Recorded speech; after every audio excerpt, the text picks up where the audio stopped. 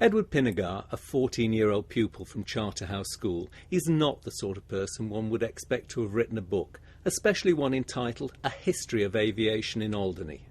Fascinated, I asked him what had motivated him to write the book. Well, nobody else wrote it, and I thought it was kind of up to me. Every other aspect of Alderney's history has been documented pretty well.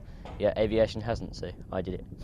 Although various aircraft have served the routes to and from Alderney, the Trilender has undoubtedly served the islands well. Well, it's 40 years old this year, and it was built by a company in the Isle of Wight, assembled in Romania.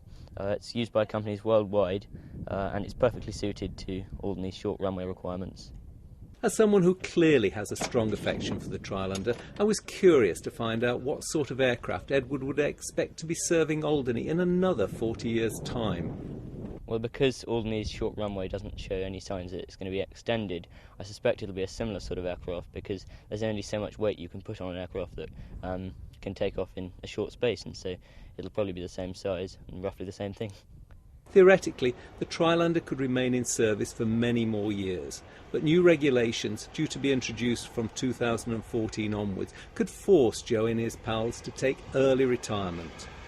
One of the few possible replacements is the Dornier 228, a 19-seat aircraft which could cut the present 45-minute flight to Southampton by 15 minutes.